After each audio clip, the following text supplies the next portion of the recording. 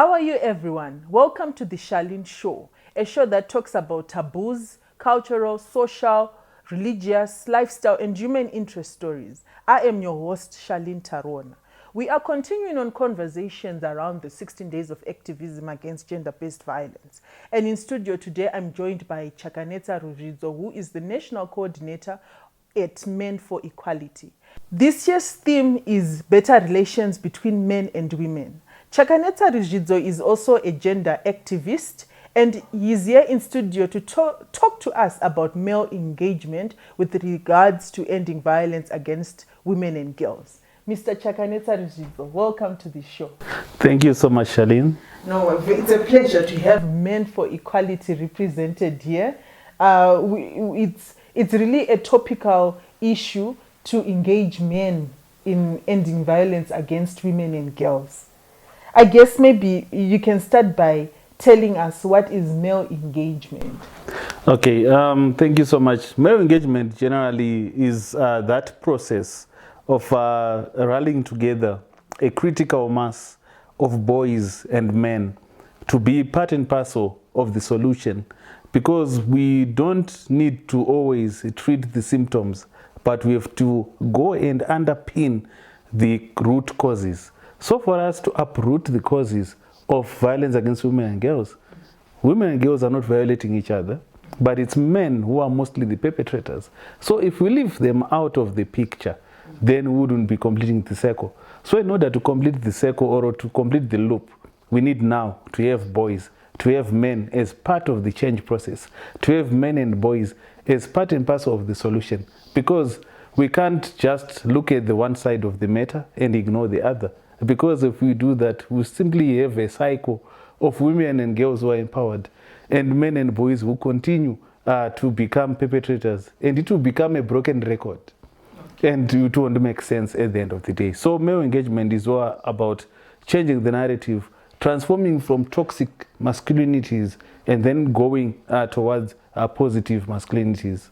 Okay, so you talked about roots, uprooting roots. What are these roots that need to be uprooted? The roots that need to be uprooted generally around masculinity. Because if we break down the term male, it goes into masculinity.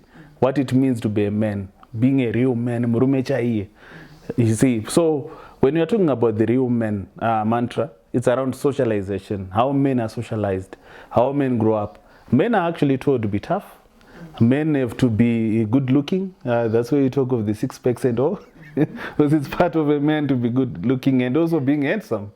So if a man doesn't have those traits of being good looking, being handsome, if a man is also doesn't have money, because a man is also said to be money wise. To ask about that. Exactly, it's also around money. That's why we are even having the various men who are called Mbingas right now. Yes. And they actually have some kind of an influence whereby they are actually better than the other men. So because of age, again, age is also another factor. If a man is young and if he stands before a council of older men, he's not regarded with so much respect, even if he says a lot of important things. So it's around age, the social class, even ethnicity, even issues of race. If a man of another race comes before the men of the other race, they actually feel inferior. That's why even have terms like which refer to leaders as varungu. These are all issues that are all centered around issues to do with men.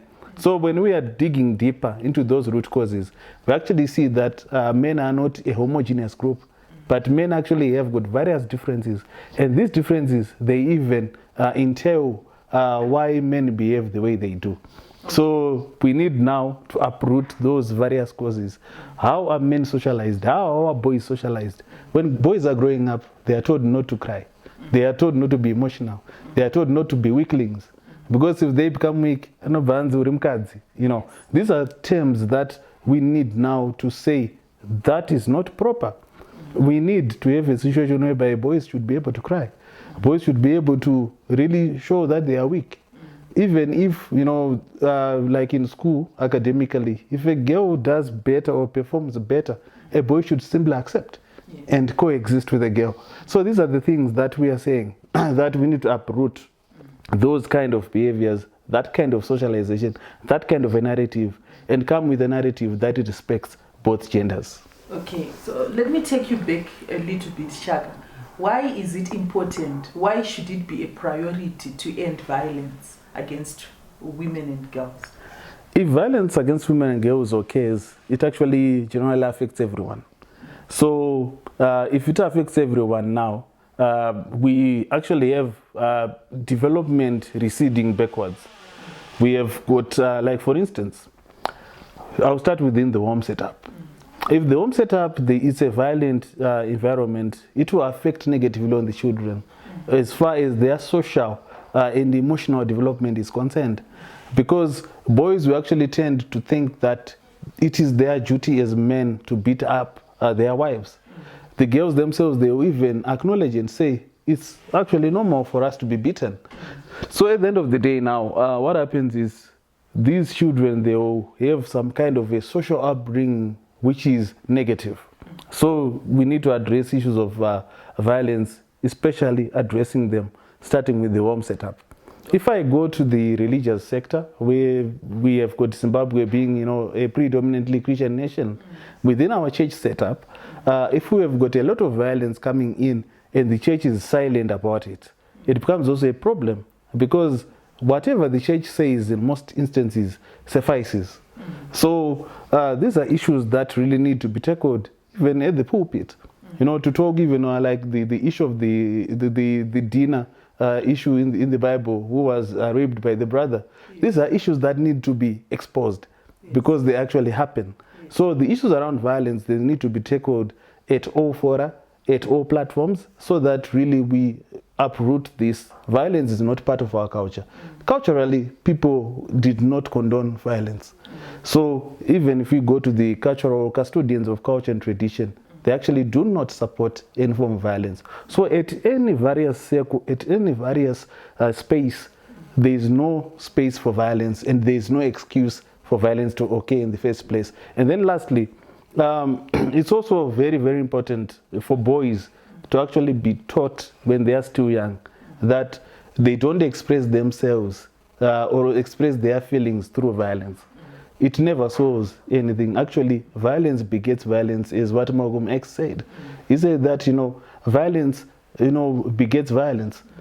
Only love can be able to deal with violence. So we need to bring love on the table and let love lead. Wow. Okay. So yeah, we now have an understanding of male engagement. So what is now male engagement in relation to ending violence against women? What are men supposed to do? How does male engagement work? Okay, in relation to violence, ending violence against women and girls, we are, as I simply said, that men are not a homogeneous group. We've got men in their various circles, and the various circles that they behave in many different ways. I'll give various examples to support what I'm trying to say there. I'll talk first with men in sport, you know, the soccer players and all. To those who have gone to soccer stadiums, they actually know that it's a space that has been created for men. Yet we're actually saying that the soccer ground is to be for everyone. When I'm saying that it's a space that has been like it's reserved for men, even the songs that are sung there, when they are supporting a certain soccer team, you know, they actually have lyrics that have to do with men. And, you know, a lot of men wouldn't want to have their wives going there. And it may create even violence at home if they come back and say, nanenda kubora. So we're actually saying that starting with soccer, starting with sport, we need to be having positive messages going there. Okay. Even the lifestyles of the men that are there, they should not take glory in being womanizers. Because within even the sport players and all, it's actually a norm. And it actually, you know, gives some kind of false security amongst these players, that they would actually think that the way that they are violating women, because, you know, actually having an extramarital affair, I take it as a man that it's actually a form of violence against your woman, because you are actually showing that you are not respectful of her. So within that space, it's one space I'm talking about. Even musicians themselves, There are people who have got influence, who sing, positive messages here and there. Their songs should not, encourage violence. So as men, it's actually, these are the spaces where men are predominant, even in the music sector. So they should be singing, messages about harmony, about peace. Violence-free messages should be the ones that should be taking space. Not to have songs which idolize women as sexual objects. Growing up, there was that song, Baby Rangu Toy Yangu, Toy, Toy. That song itself was actually saying that a woman is like a toy. Yes. And in itself, it's actually giving a woman a status of being an object, yes, instead of being an able human being. Yes. So, these are the things that we want to, chuck out from society. So, men even within the news sector, they can play a part. Men who are pastors can play a part. Politicians themselves, when they're in parliament, I've loved how the women or female politicians have stood up about issues that concern them. We have actually seen women, advocating, like, for instance, around the menstrual hygiene for girls, where they will actually go with the pack of sanitary pads and say, this is what we need to be given to girls for free. Yes. The kind of that, vigor and energy would actually give rise to policies being modeled to champion such issues. So male politicians should also be championing and voicing out, and even calling for action for other men to respect women in those spaces. Okay. So that, within that space, the political arena, they should actually be saying that 50-50, we can all play ball within the political space. It's not a space that is reserved for any agenda, but it's for everyone. I'll go to any other space, that people always think that it is a male dominant space. I'll give example even of the bars themselves, the nightclubs and all. If a woman actually says, I want to go out with my friends and hang out, people would actually give her labels, that she's a sex worker, a prostitute and all. But it doesn't necessarily mean that a woman cannot have a drink. So these are spaces that we need to intervene when we are talking about ending violence against women and girls and the engagement of men and boys. So within those spaces, we're actually saying if a woman goes into a bar, it doesn't mean that she's a free for all. Yeah. Because those who are actually sex workers, we actually identify them. Yeah. Because, the way they will be doing their things and all, it will actually show you that these are sex worker. So it doesn't mean that every other woman who's in a bar is a sex worker. So we need to engage men within those spaces to actually, respect women even if they go into that space. Actually, there is no space that can be said it's for a particular gender. Every other space is for everyone. Yeah. Yes. Yeah. Except for labeled toilets, I suppose. Maybe, but if you go to Europe, they are now having a situation whereby you simply have one door that will go to the lavatory, and then women will take the other door and men will take the other door, but you go through the same, entrance, instead of having an entrance the other side and the other on the other side. Why? Because they want to have the gender neutral, environment coming into the fore. Yeah. So, in order for us now to end violence against women and girls, it's crucial to engage men in the places of pleasure as well as places of pressure. Okay. I'll talk more about that. Okay, so men are mostly the perpetrators of gender-based violence. How are you treating such men? What resources are there for perpetrators to help them?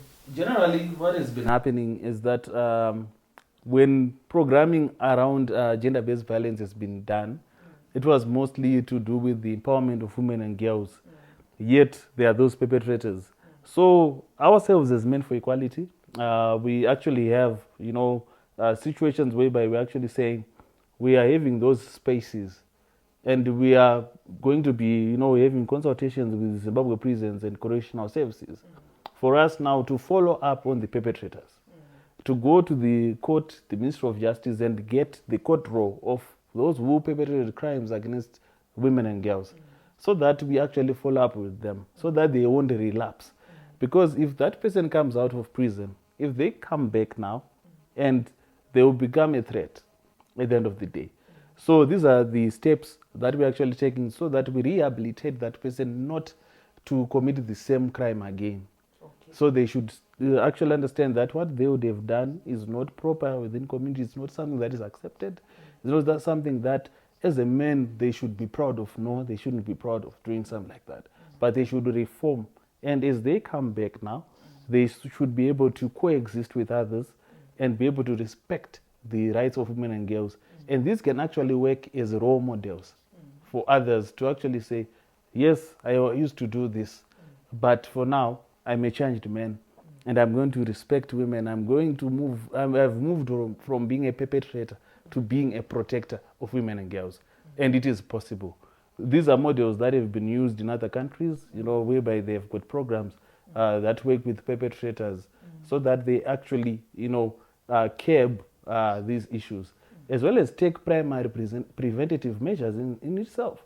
Because if they go and address a group of boys, that I have been in prison, I have seen what prison is like and everything. It will make it easier for the boys not to commit violence against women and girls. So programming around perpetrators is something that we are really considering seriously, and we are willing to work with anyone else to really address this issue. Okay, and men are also victims of gender-based violence. Do you think that their voices have been heard? Is enough being done to help victims and survivors of gender-based violence, help male victims and survivors? Sadly, for the male victims and survivors of violence, there isn't much happening. I should first and foremost, talk about even representation. We don't have an organization right now which has got like lawyers for males.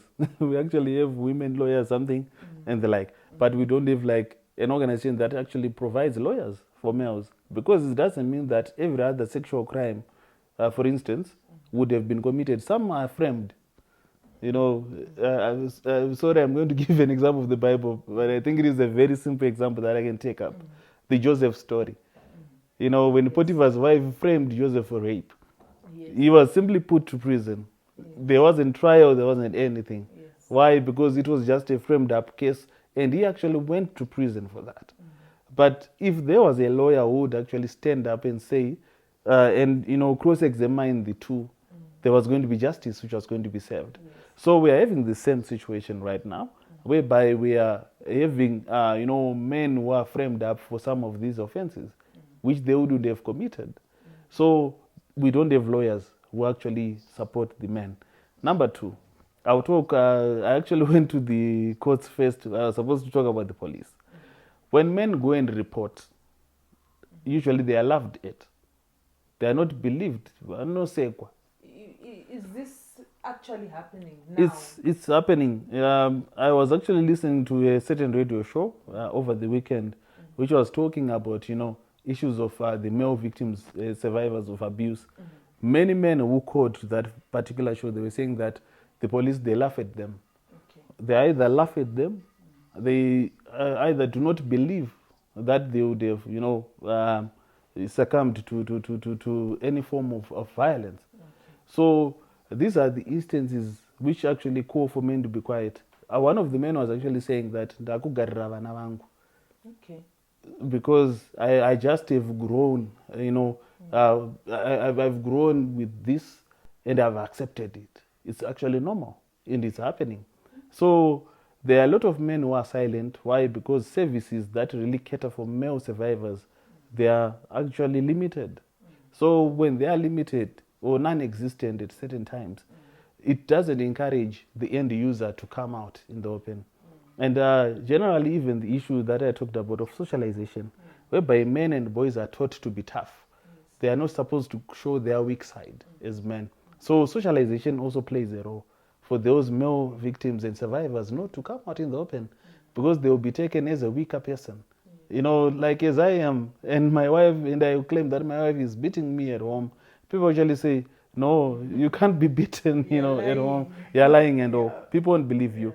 Even if you go into the close family circles and and you try to address that issue, some issues that may arise will be, so these are some of the stories really that the men are saying, when we are having those conversations with them.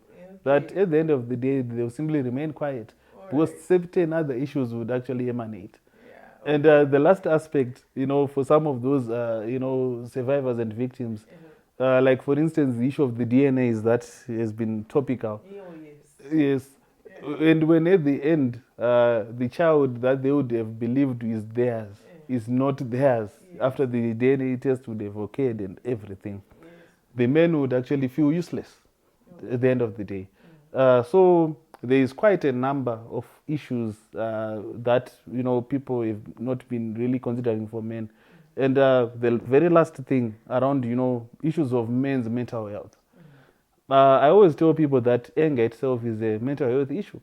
Because if you can't manage your anger, you actually have a mental health issue that needs to be addressed.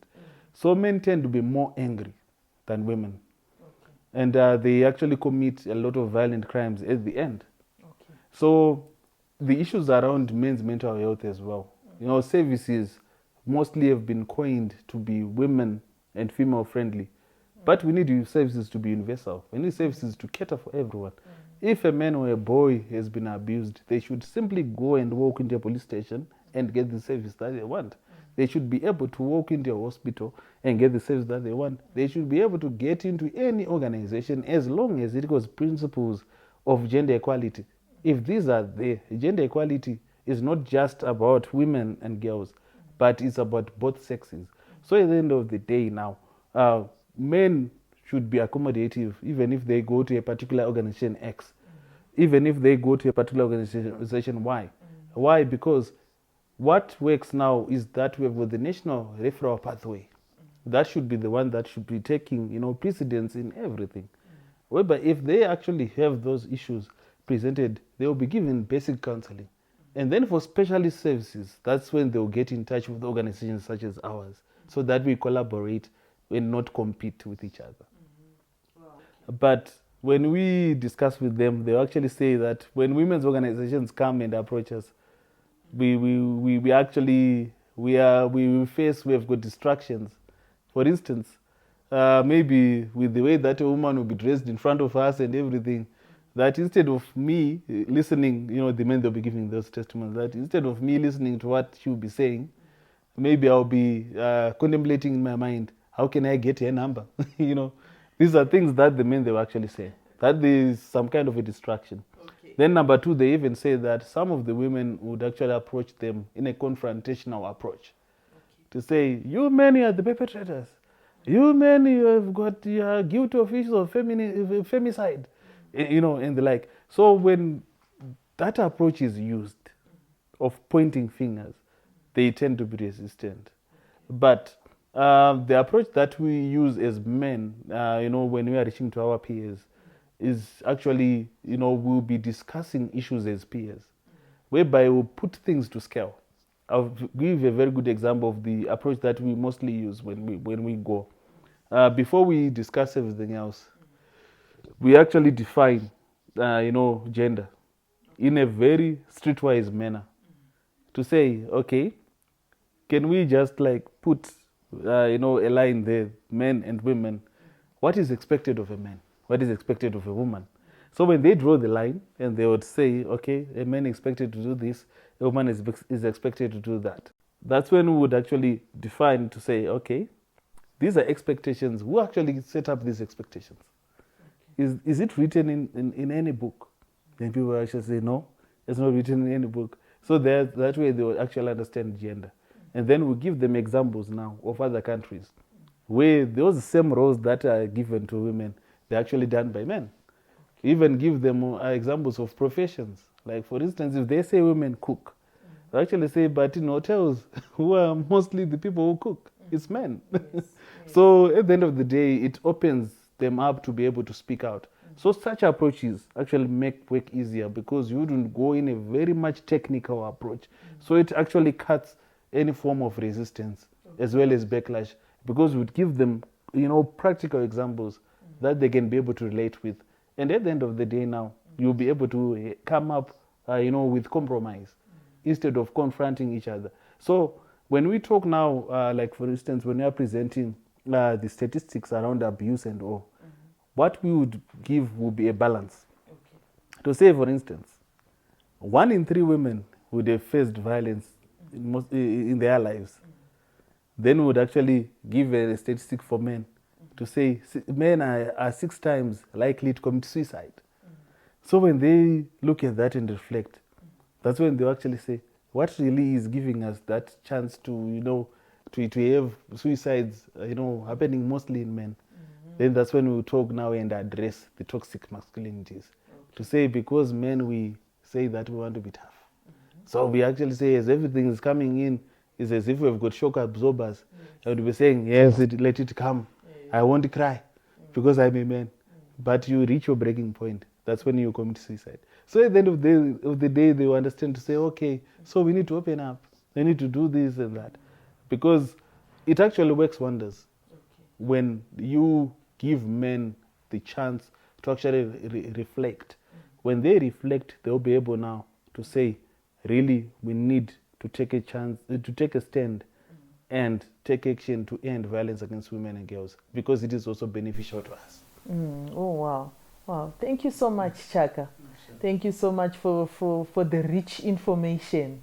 So you are doing wonders in communities, right? One step at a time. Oh, yeah. So do you have any advice to men out there regarding gender-based violence?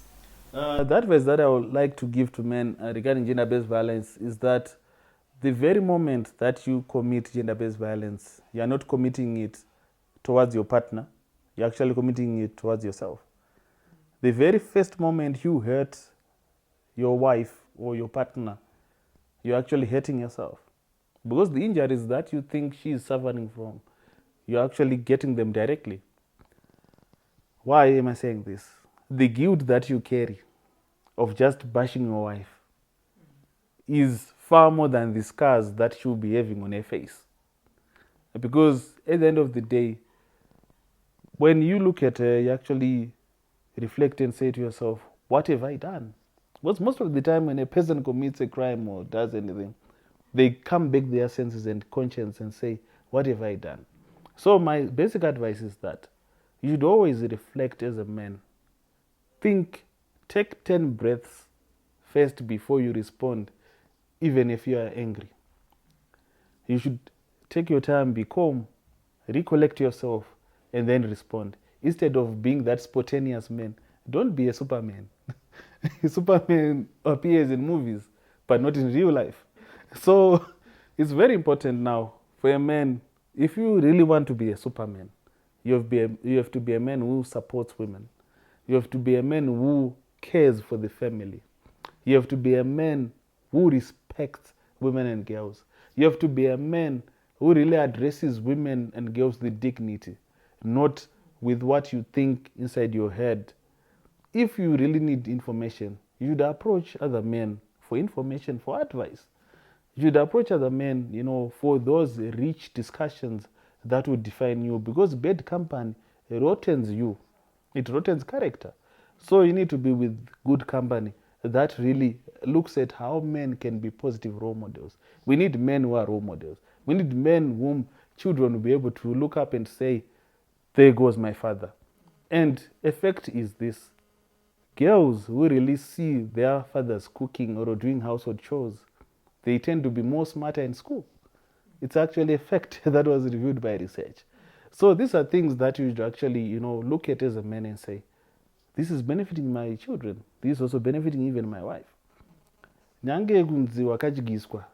If you are helping your wife do laundry or do the household chores, uchinzi wakadyiswa. Taurwa kunzi wakadyiswa, because you are a man who is responsible. My dad, for one, he used to sweep the floor. He used to sweep even the yard. And people would talk and give him names. And I actually admired it.